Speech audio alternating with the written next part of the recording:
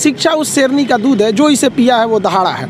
और आप अगर दहाड़ना चाहते हैं तो शिक्षा के सिवा कोई रास्ता नहीं है आपको, फिर सब हर कदम पे लोग आपको दबाते हैं। कलाम साहब ने भी कहा था कि किसी देश का भविष्य किसी कॉलेज के अंतिम बेंच पर बैठा हुआ विद्यार्थी के देख क्या बता सकते हैं। गरीबी होना कोई पाप नहीं है। एक रेस के घोड़ा को अगर आप देखिएगा ना, तो रेस पे घोड़े पे जो बैठा होता है घुड़सवार, उस घोड़े को बहुत मारता है, इतना तकलीफ देता है कि घोड़ा को समझ में नहीं आता है कि हमको तकलीफ क्यों दे रहा है। लेकिन रियलिटी में देखिएगा ना, तो उसका मालिक उस घोड़े को जिताना चाहता है। तो उसी तरह हमारा मालिक भगवान है। अगर हमें गरीबी दे रहा है, तकलीफ दे रहा है ना, तो आप इससे घबराइए नहीं। वो मालिक हमें जिताना चाह रहा है, और आप रेस छोड़ के भाग जाइएगा तो क्या करेगा वो? तो आपको जिताना चाह रहा है।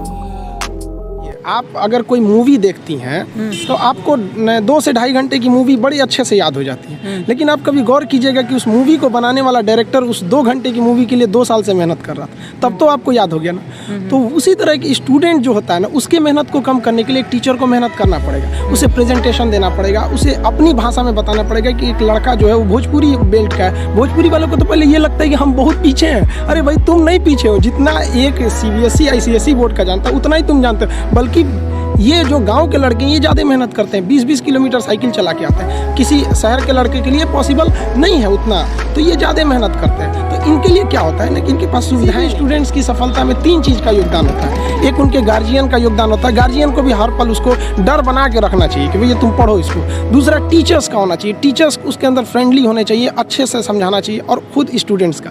अगर ये तीनों का संयोग हो गया ना, तो दुनिया में ऐसा कोई चीज़ नहीं है जिसे जीता नहीं जा सकता। जिस दिन हिंदुस्तान का लड़का इस एनर्जी के साथ स्कूल में जाएगा, जिस एनर्जी से वो सिनेमा घर में जाता है किसी मूवी को देखने के लिए, उस दिन ये देश बदल जाएगा। और ये पक्का बदलेगा, ये मेरा पूर्ण विश्वास है। थोड़ा वक्त लगेगा, लेकिन ऐसा नहीं है कि बदलेगा नहीं। पढ़ाई इतना दिलचस्प चीज़ होता है ना, कि आपको 1 घंटे का क्लास कब खत्म हो जाएगा पता ही नहीं चलेगा, बशर्ते टीचर्स उस माहौल में देखा होती है। पढ़ाई की 2 चीज़ें होती है। एक टीचर जो होता है ना, वो तो पढ़ लिया, उसका लेवल बहुत ऊपर है, और जो स्टूडेंट है ना, वो तो अभी शुरुआत कर रहा है, तो उसका लेवल बहुत नीचे है। बड़ा अंतर होता है ना ये 2 चीज़ों में समन्वय बनाना। जैसे सुई में धागा डालना, दोनों को एक लाइनर होना जरूरी है, तो ही जाएगा।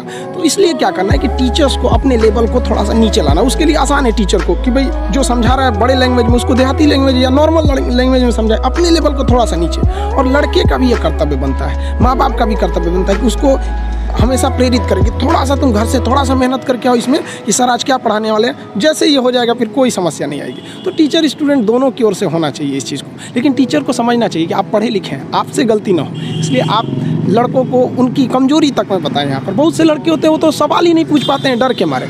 ये नहीं होना चाहिए, क्योंकि वो टीचर को टीचर समझ रहा है। लेकिन अगर टीचर को जिस दिन वो दोस्त समझने लगेगा ना, वो सवाल पूछेगा।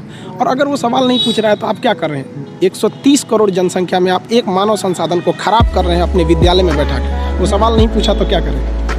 मेरे लाइफ का एक ही प्लान है कि भाई जो स्टूडेंट्स हैं ना, स्टूडेंट्स ये इस देश को बदल सकते हैं। आज़ादी से पहले अगर आप गौर कीजिएगा ना, तो देश को बदला था वकीलों ने मिलकर। आप चाहे वो महात्मा गांधी को उठाइए, जवाहरलाल नेहरू, मोतीलाल नेहरू, या भीमराव अम्बेडकर साहब, सरदार पटेल, या जितने भी हमारे स्वतंत्रता सेनानी रहे, तो ज़्यादातर लोगों ने वकील थे वो उस वक्त में। लेकिन अभी की जो दौर है वो युवाओं के हाथ में, स्टूडेंट्स के हाथ में। अब युवा अपने अधिकार के लिए आप दबिए नहीं, आप दबेंगे तो दबाएंगे। और आप पढ़े लिखे होकर दब जाएंगे तो फिर एक अनपढ़ को तो कुचल दिया जाएगा, उसको दबाया ही नहीं जाएगा।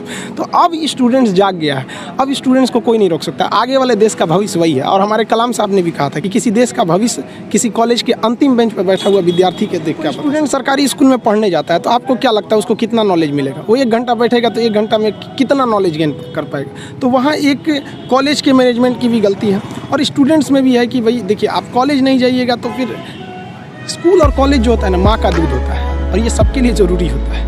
ये ज़रूरी है, वहाँ उनको भी समझना पड़ेगा। और गार्जियन के अंदर भी एक नैतिकता आनी चाहिए। और स्टूडेंट की जो सबसे बड़ी खराबी क्या है ना, उनके अंदर इच्छा है कि हमें कुछ करना है, उनके अंदर शौक़ है कि हमें नौकरी पाना है, पढ़ाई करना है, लेकिन उनके अंदर डर नहीं है। और ये डर बहुत ज़रूरी चीज़ होता है। किसी भी रिलेशन को बनाने के लिए ना, डर, ज़रूरत और इंसानियत, ये बना रहना ज़रूरी है। तो टीचर के अंदर इंसानियत होना चाहिए कि भैया हमें लड़कों को पढ़ाना है।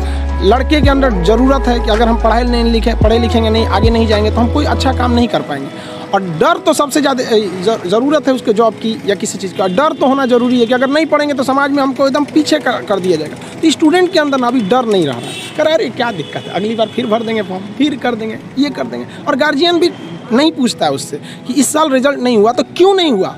लड़का एग्ज़ाम देने जाता है ना, तो उसको पता चल जाता है एग्जामिनेशन हॉल में कि मेरा रिजल्ट होगा या नहीं होगा, और ये रियलिटी है। अगर आप वेट कर रहे हैं ना तो समझिए कि आपकी संभावना कम है रिजल्ट होने की, क्योंकि जिनका रिजल्ट होता है वो एग्जामिनेशन हॉल में समझ जाता है, और जब लड़का फेल होता है ना तो एक बहाना खोजने लगता है, ये प्रॉब्लम था, तबीयत ठीक नहीं थी, ऐसा हो गया, जबकि ऐसा चीज़ नहीं है। आप शुरुआत से ही गलती करते आ रहे हैं। ये लड़कों की भी भावना है, उनको भी अपने चेंज करना चाहिए इस सोच को। ये भी होना कोई पाप नहीं है। एक रेस के घोड़ा को अगर आप देखिएगा ना तो रेस पे घोड़े पे जो बैठा होता है घोड़सवार, उस घोड़े को बहुत मारता है, इतना तकलीफ देता है कि घोड़ा को समझ में नहीं आता है कि हमको तकलीफ क्यों दे रहा है। लेकिन रियलिटी में देखिएगा ना तो उसका मालिक उस घोड़े को जिताना चाहता है। तो उसी तरह हमारा मालिक भगवान है। अगर हमें गरीबी दे रहा है, तकलीफ दे रहा है ना, तो आप इससे घबराइए नहीं। वो मालिक हमें जिताना चाह रहा है, और आप रेस छोड़ के भाग जाइएगा तो क्या करेगा? वो तो आपको जिताना चाह रहा है। तो गरीबी कोई नहीं। हम लोग खुद जब अपने स्टूडेंट लाइफ में थे तो हम लोग उसमें गुरुद्वारा में जाके खाना खाए थे, ये हालत था हम लोग का।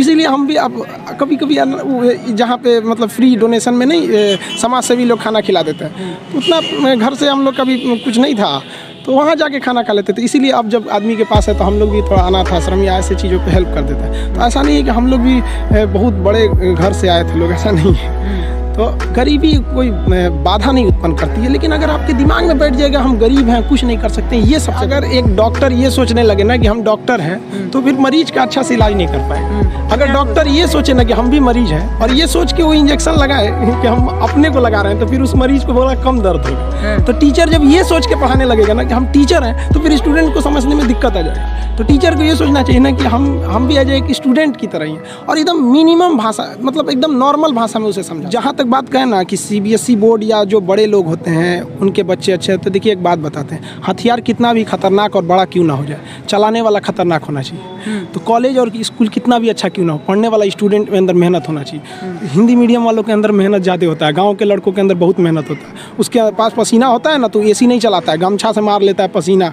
हाथ में रुमाल बांध लेता है कि पसीने से कॉपी ना भीगे वहाँ पर। उसके पास तकिया नहीं होता है मोड़ने के लिए, हाथ मोड़ के लगा लेता है तकिया, वो पढ़ता है सुबह उठ के। तो ऐसा नहीं है, उनके पास मेहनत नहीं, वो बहुत मेहनत करते हैं। लेकिन उनके साथ सबसे बड़ा कमी क्या है कि आज से 5 साल पहले उनके पास कोई ऐसा साधन नहीं था कि उन्हें अच्छे टीचर मिल सके। अब तो डिजिटली हो गया। ये सबसे फायदा हुआ है गाँव वालों के लिए कि आप डिजिटल, आप गाँव के किसी कोना में बैठ के इंडिया के किसी टीचर से पढ़ सकते हैं। ये सबसे बड़ा फायदा है। और अमीरों को यहाँ पहले बेनिफिट मिलता था कि जो गाँव का लड़का है, बिहार का है, यूपी का है, उड़ीसा का है, गाँव का परिवार, वो दिल्ली जाके कैसे पढ़ेगा? अब कोई दिक्कत नहीं है, आप एक नॉर्मल मोबाइल लीजिए। गाँव से इतना बड़ा है, आप 135 करोड़ आबादी में आपको चेंजिंग देखने में बड़ा समय लग जाएगा इसमें। लेकिन हाँ, चेंजिंग आई है, लेकिन इसका भी सदुपयोग करना पड़ेगा। अब आप देखिए कुछ लोग फेसबुक पे उल्टे सीधे पोस्ट कर देते हैं, समाज में सौहार्द बिगाड़ते हैं। तो ये लोग तो उसका डिजिटल क्रांति के लिए तो आप समझिए तो गड्ढा खोद रहे हैं उनके लिए। तो ये उन लोग के लिए ऐसा नहीं है। बट स्टूडेंट्स अभी भी जागरूक है, लेकिन वो बहक जाता है पढ़ने के लिए यूट्यूब फेसबुक में गायब हो जाता है। ये उनको अपने आप पे थोड़ा सा एक कंट्रोल रखना पड़ेगा।